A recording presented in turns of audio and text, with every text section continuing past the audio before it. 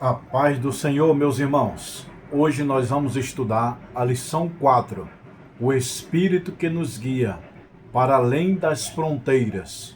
Olha, pessoal, que lição maravilhosa. Nós estamos aqui nesse terceiro trimestre. Texto áureo. De sorte que as igrejas eram confirmadas na fé e cada dia crescia em números.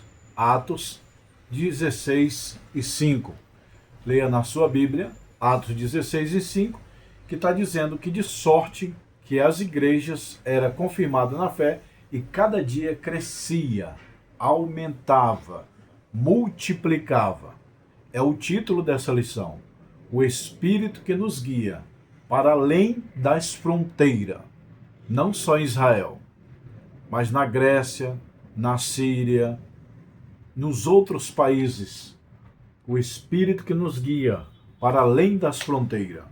Paulo foi um grande pregador. Pregou não só em Israel, mas pregou na Europa, na Ásia. Pregou em muitos países. Verdade prática. O Espírito Santo não apenas guia o cristão com seus passos, mas também o impede de avançar quando isso está de acordo com a vontade de Deus. Porque Paulo teve uma hora que ele foi para uma cidade, aí o Espírito Santo falou, não vai por aí, vai por aqui. Nem sempre as nossas boas estratégias são de Deus. Nós temos que ter planos, estratégias, ações, mas depender primeiramente de Deus. Então, por exemplo, você vai mudar de cidade, você ora a Deus, Senhor, quero mudar de cidade, mas é a tua vontade? Senhor, eu quero ir embora para os Estados Unidos, mas é a tua vontade? Como diz a Bíblia, Jesus ensinando, Pai nosso que estás no céu, lá no final ele fala, mas faça-se segundo a tua vontade. É a minha vontade trocar de carro esse ano, mas faça-se a tua vontade. Foi o que eu fiz. Essa semana eu estava fazendo uma experiência de dirigir Uber, motorista de aplicativo pela Uber. Aí eu falei, Senhor, não faça a minha vontade, mas a tua. Eu fui.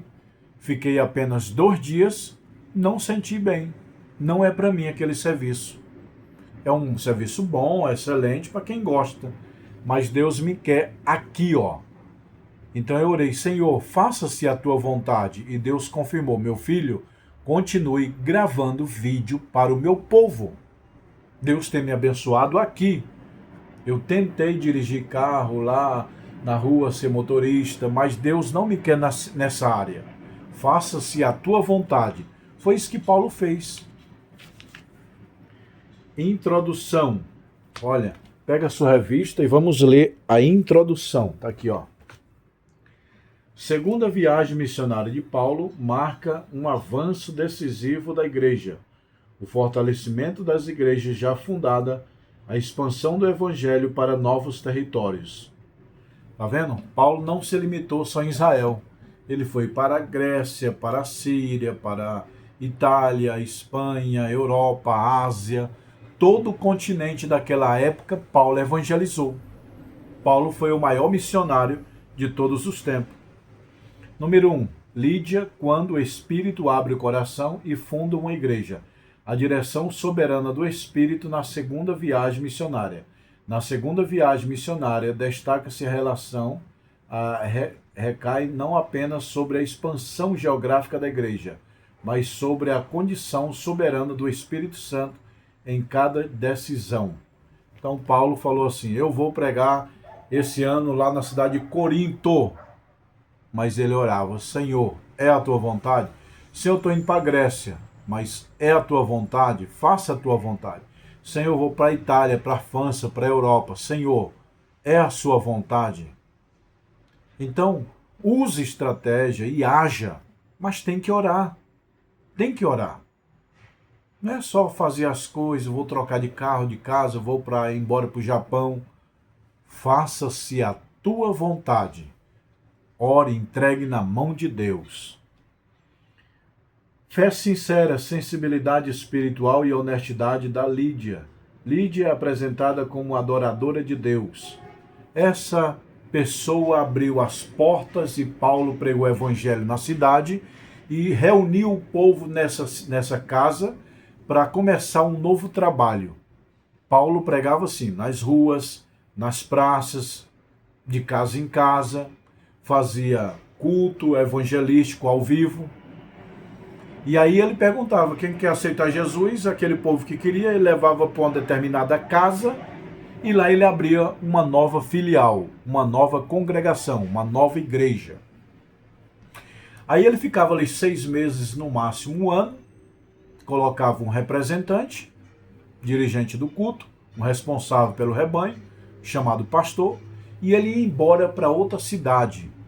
Lá na outra cidade ele fazia as mesmas coisas, pregava nas ruas, nas praças, reunia o povo, colocava numa casa, colocava um representante e ia embora para outra cidade. Paulo fez isso em muitas cidades. A pregação em Filipos, simplicidade, graça, poder e transformador. Sem sinagoga, Paulo inicia uma missão junto às mulheres, reunida à beira do rio, ali em ambiente simples. Então Paulo não tinha igreja, a sinagoga não autorizava, não tinha templo no tempo de Paulo. Paulo reunia os irmãos nos lares, nas casas das pessoas que autorizavam. Então, por exemplo, uma pessoa, eu aceitei Jesus na pregação de Paulo. Gostei tanto, estou tão alegre. Paulo, faz um culto lá em casa, abre uma igreja lá na minha casa. Era isso que acontecia com as pessoas. Elas estavam cheias do Espírito Santo e levava Paulo e as pessoas para fazer o culto lá na sua casa. E de lá nascia uma igreja. Depois que não cabia mais no lar, na casa, eles alugavam um salão e se reuniam para fazer culto. Assim foi o início da igreja primitiva. Todas as igrejas, na maioria, nasceu dentro dos lares. Tudo que é grande, um dia foi pequeno. Então, por exemplo, eu dirigi uma igreja 13 anos. Ela nasceu no lar. 90% das igrejas nascem em lares, dentro de uma casa. Toda árvore grande começa com a semente dentro da terra, pequenina, e daqui a pouco cresce. Então, quer abrir uma igreja? Um conselho meu, abre no seu lar, na sua casa, com a permissão do seu pastor. Pastor, posso fazer um culto lá em casa, convidar os vizinhos, para futuramente pode até nascer uma igreja? É assim que Paulo fazia, pessoal. É o que está aqui na revista. A libertação da jovem possessa e o confronto entre os poderes das trevas. Aqui Paulo está agora fazendo a obra e tem uma mulher que adivinha e Paulo expulsa o demônio de adivinho e agora ela não adivinha mais porque foi liberta e aí deu prejuízo para os credores, para os homens administradores daquela farsa.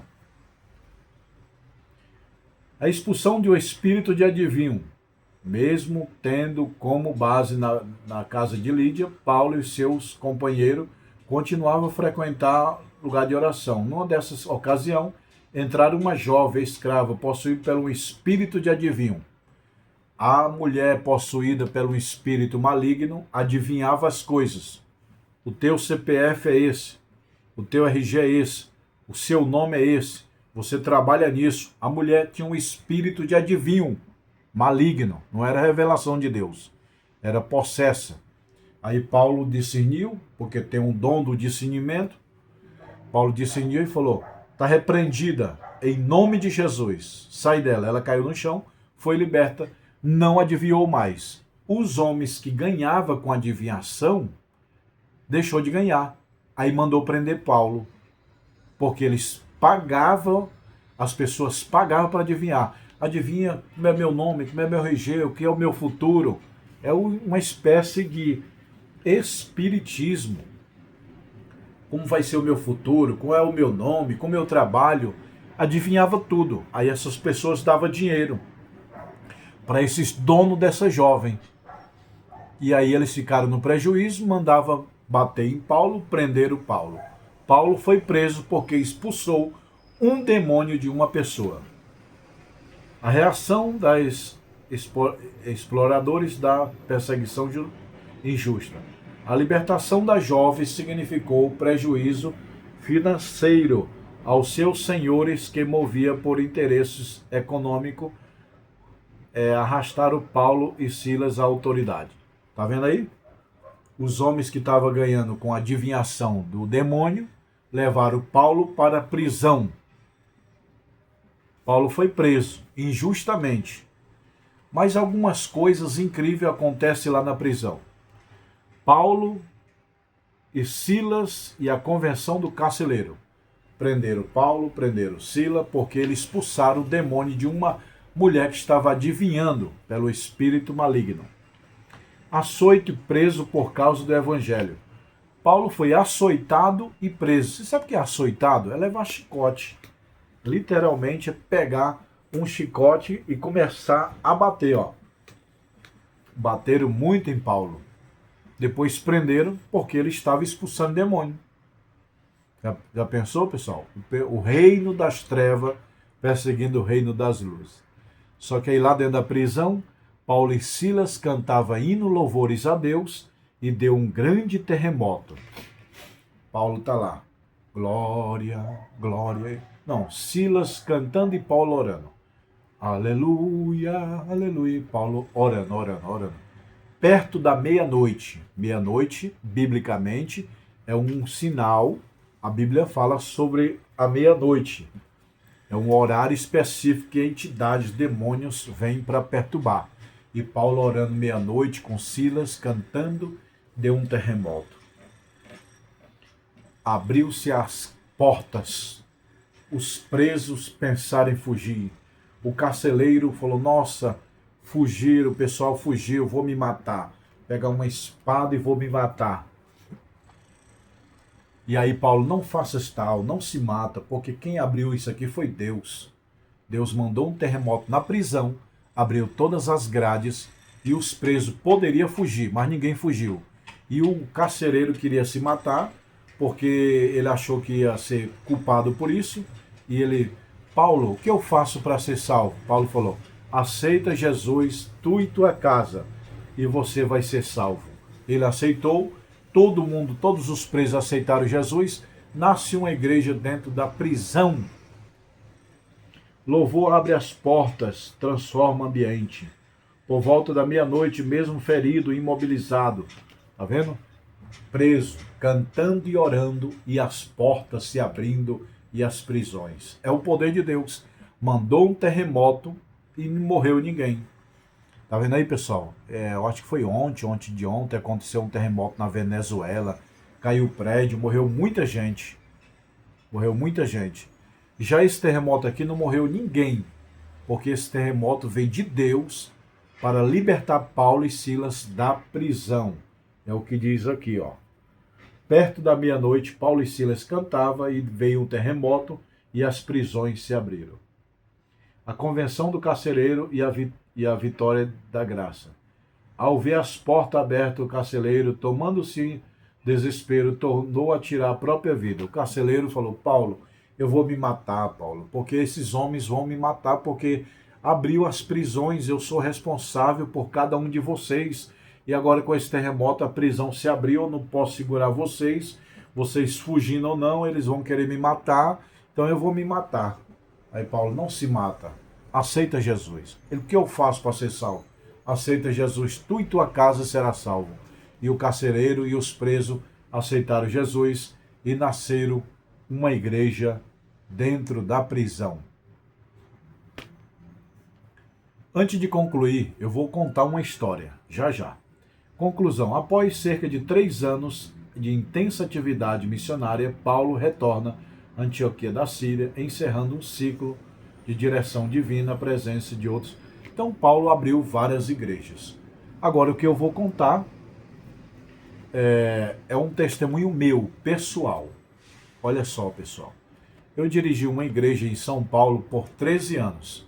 Eu fui pastor presidente de um ministério da Convenção Geral das Assembleias de Deus do Brasil, ligado na convenção.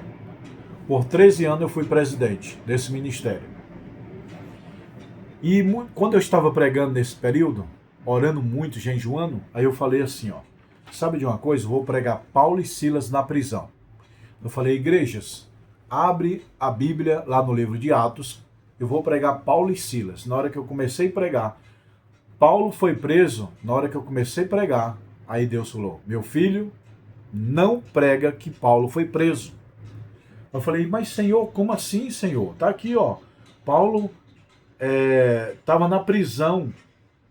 Aí o Espírito falou, Paulo não estava preso, não pregue isso. Você vai pregar que quem estava preso era Roma. Estava preso na prostituição, na idolatria, no materialismo. Aí minha visão abriu. Eu falei, igrejas, eu ia pregar que Paulo e Silas estavam presos. Mas quem é cheio do Espírito nunca é preso. É guardado na prisão. Pedro, por exemplo, a Bíblia não diz Pedro foi preso. Não, a Bíblia diz Pedro era guardado na prisão. Um homem cheio do Espírito não pode ficar preso. Preso é um sentido humano, para dizer está atrás da grade, mas um homem cheio do Espírito não é preso. Paulo foi guardado na prisão. Silas estava guardado na prisão, mas não estava preso, porque ele estava cheio do Espírito, cheio do céu, cheio do poder de Deus. Como é que um homem cheio do Espírito pode ser preso? Não, ele estava guardado temporariamente, depois ele saiu. Agora preso quem estava era Roma, foi isso que Deus falou para mim. Meu filho, prega que Roma estava preso. Roma é que está preso. Roma prendeu Paulo, mas Paulo não está preso, Paulo está cheio do meu Espírito.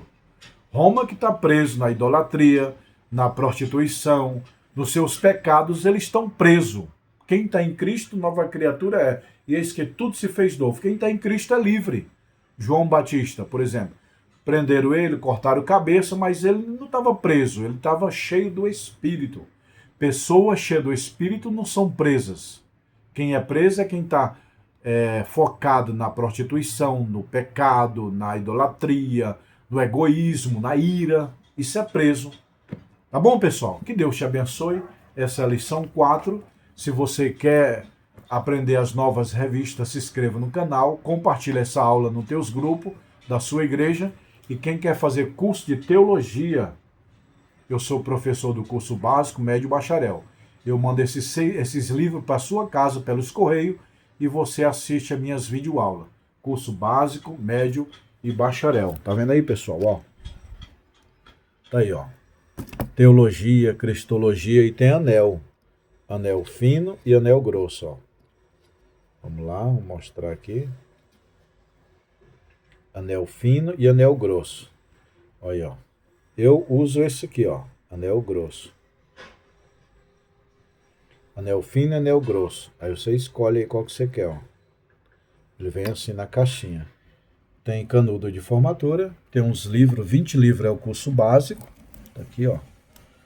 Se você quiser comprar esses livros ou anel, você vai me chamar nesse WhatsApp aqui, ó. Tá aí o WhatsApp. Me chama agora e fala, Pastor Josiel, eu quero comprar essa coleção do curso de teologia. Então me chama nesse WhatsApp aqui, ó, tá bom?